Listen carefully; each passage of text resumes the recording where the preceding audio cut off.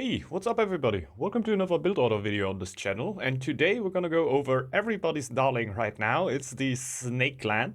Yeah, a very aggressive clan, therefore, very feared in today's meta, because you can just be really early with a lot of army in your opponent's base.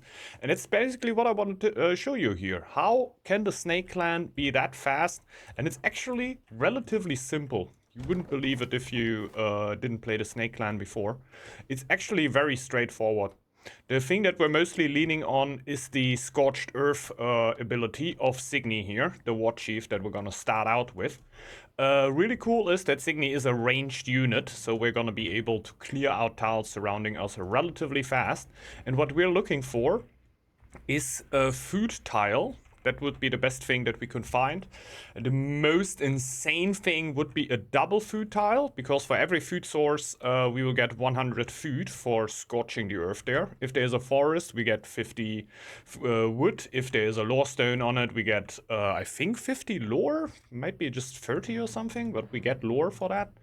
And yeah, we're basically looking for a tile that is that has like the most resources on it possible. Since there's already a lore and food tile, I think I'm gonna already start clearing this out by just running into the tile with my war chief, just pressing X in the second I enter, throwing out my spear and going. But I will go over there because there's iron on the tile, iron and food. So this is by far the best one we can get here. We can also be real quick about it. So the faster we scorch this tile, we get 100 food and 3 iron. And that iron will help us later on to upgrade our units. Since we are also going into the military experience and the military path, we will 100% go leadership. So we get an extra unit, the bodyguard, which is super good in early pushes. And also we will get armed wing of defense, get the bonus on Signy. So I will not go mostly skirmishers here. Like, I will mix the army up a lot more and rather go X-Throwers, Warriors, or Shield Bearers. But the Skirmisher upgrade on Signy, the slow of the poison, can be just insane. So yeah, that's why we're probably going to go for that tree. As soon as we burn this tile, we cannot heal here yet. We can do it as soon as we hit Rapicious Exploitation. We can actually heal on the tiles we just burned. And yeah, we're just gonna run around, keep clearing. We don't need to do much else. We can already build a woodcutter's lodge. We got pretty lucky here with the sheep, so we can also take the sheep tile.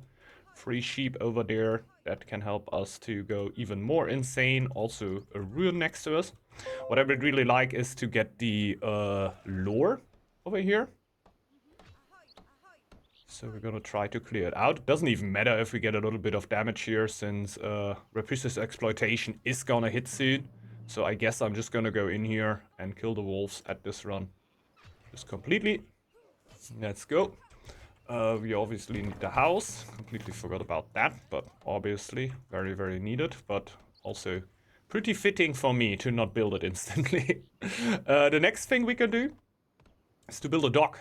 Since we can do it relatively early into the game, we're basically gonna put the resources that we get from the Rapicious Exploitation, and we're gonna put it right into building a gold eco relatively fast as we can actually. So, 1 villager on the dock, and we send 1 on lore here, because we definitely still need lore production. Oh yeah, we can get rid of these foxes here. The least we get attacked here, the better. Whoop. Let's just do it like that. Just show you how much it matters. It really doesn't matter that much, because we don't have to clear in the near future.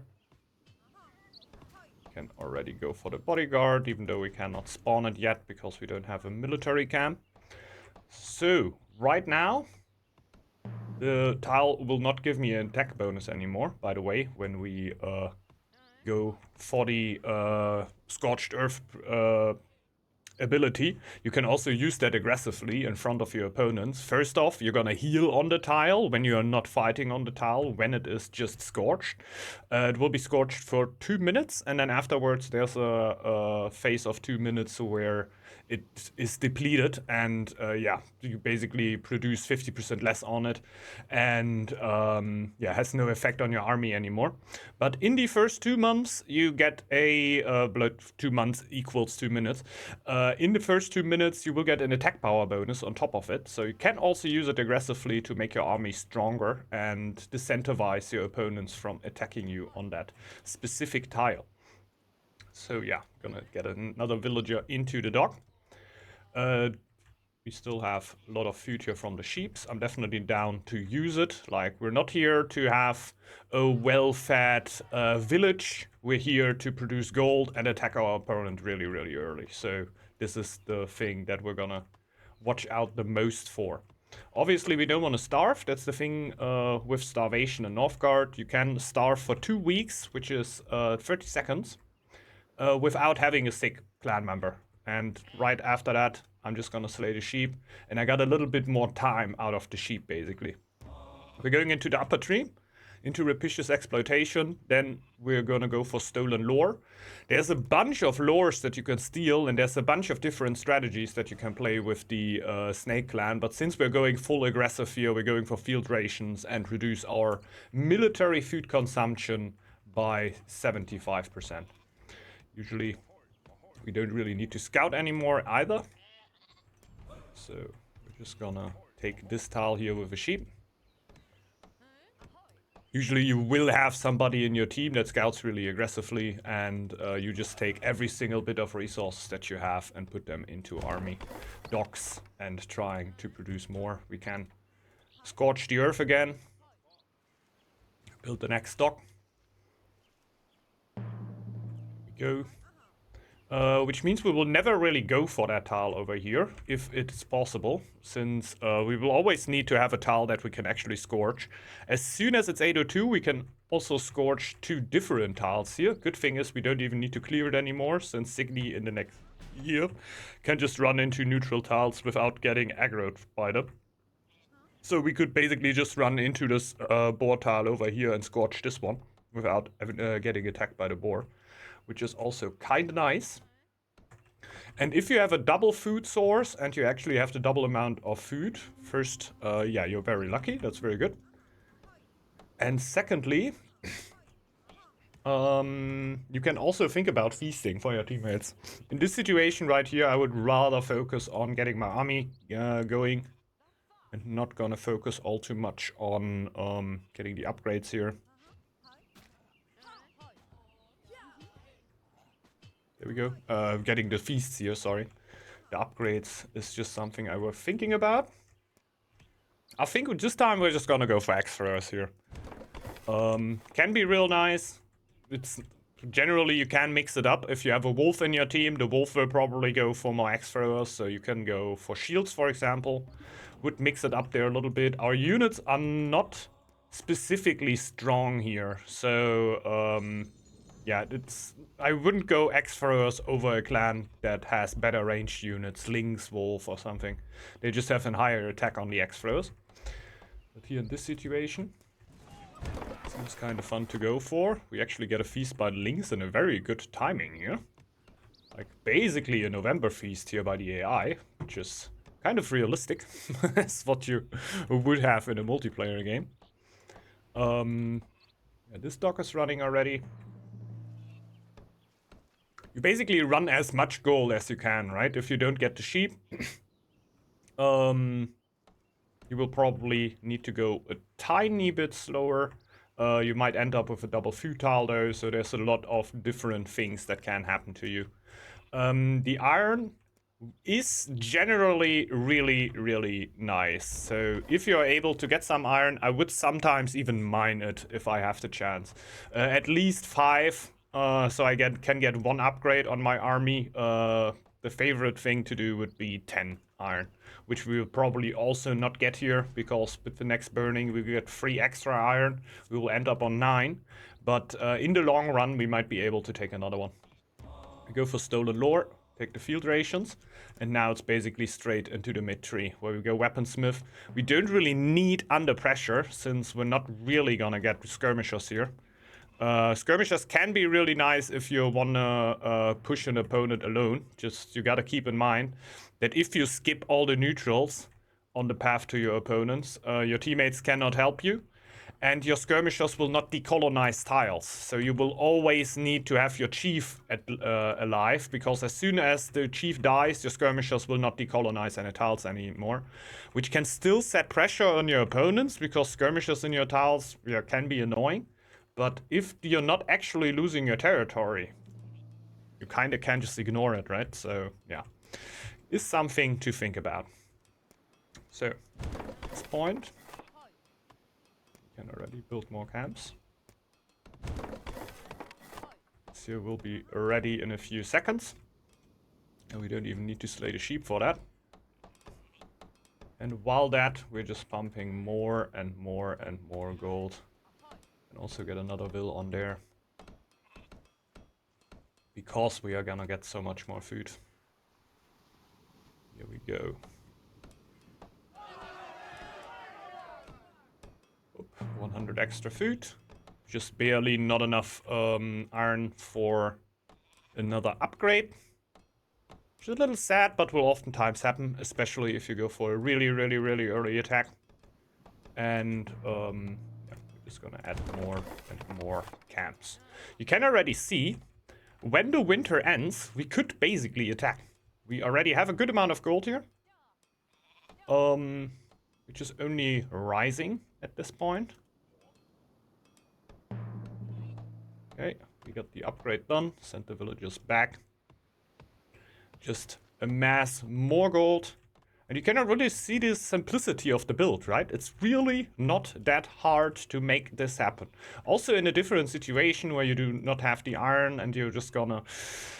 maybe you even get stone. I wouldn't go for a straight upgrade for the town hall and use the stone, but in the long run, if the game doesn't actually end on the first push, the stone can still help you. So don't completely neglect it. It is definitely worth having. So if you have a food without anything on it and you get a food with stone on it, I would definitely prefer the one with stone.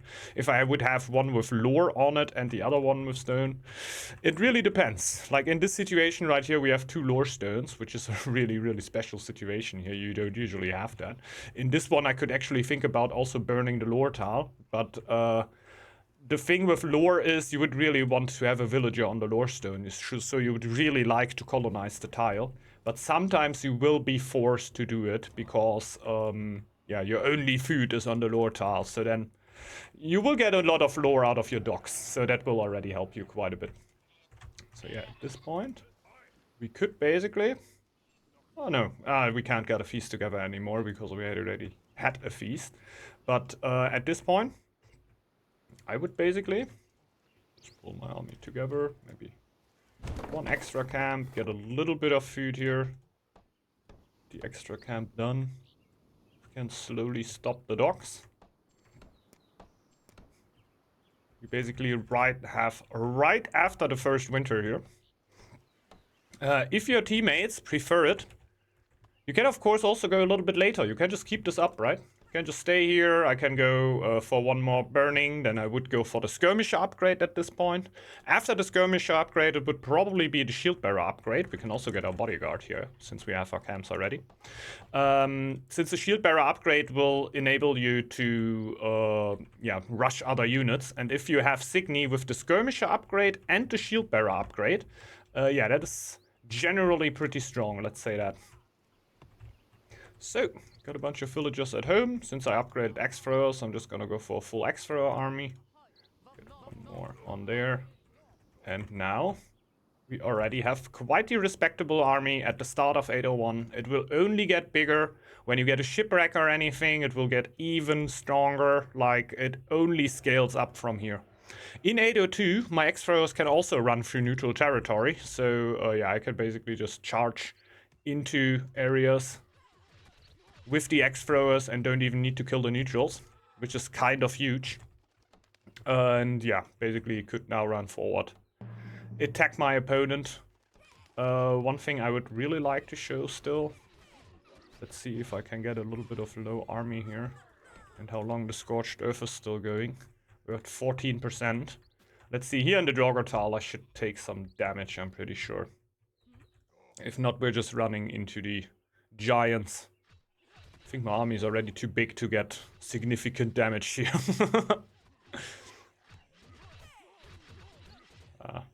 Doing pretty well here. Let's see. Just gonna do it on the giants then. One thing you can definitely do, even though it can also be dangerous.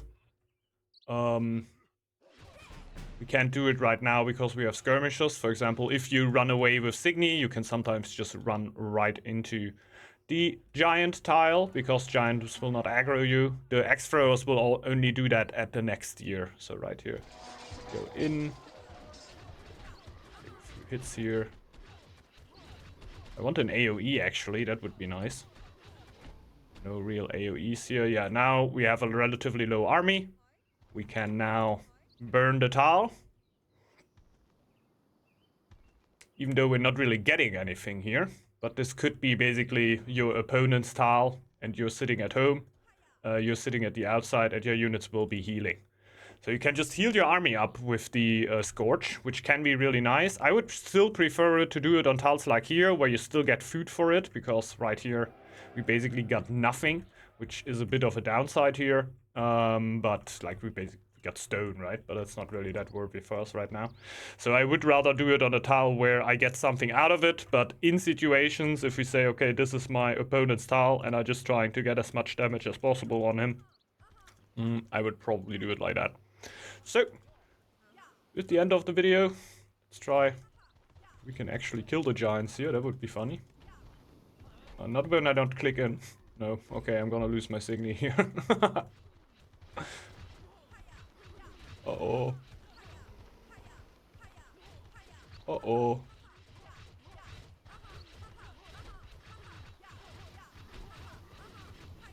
Uh-oh. No, we're not gonna be able to kill the giants. Oh no! Oh no! Oh, that's all she wrote. Well, I hope you've enjoyed the video here. Like I said, it's extremely straightforward, the Snake Clan build order. You just go straight into gold. You basically take your resources out of your Scorched Earth ability, which can be extremely stupid if you got 2 foods on the same tile, because 200 food is just an insane boost. And if you then also get the iron on there, this is basically the golden spawn for me. This is the spawn where I think, okay, this is absolutely insane. Even though he will oftentimes just have it. Look at the buck giant. He wants to run in here, but he doesn't find the way. He does not find the way. You idiot. Well. Very nice build. It is quite the menace in the ranked game mode, so I know that a lot of people have their problems with Snake Clan currently. I, in my opinion, oftentimes think if you can't beat them, join them. No, I'm just kidding. If you understand what the clan does, you understand what are the strengths and weaknesses of the clans, right? And the weakness of the Snake Clan 100% is if this attack gets blocked, the Snake Clan has a huge problem. Like, you're not going to be able to get a new army quickly. Like you see here, the gold is relatively slow. We have no upgraded buildings. We basically have nothing if you compare it to other people which are already upgrading stuff. We're just sitting here and more or less doing nothing. Why do both of them upgrade a scout camp, but not a single eco building? Yes, only an upgraded scout camp. Let's not talk about. Well, thanks everybody for dropping in. Hope you've enjoyed the video. If you did so, you might want to consider to leave a like down below the video if you want to see more content like this. Yeah, next clan. I don't really know which is the next build order, what we're gonna do here, but yeah, be ready for that. Have a great rest of your day, and yeah, maybe see you back on the next video. Bye bye.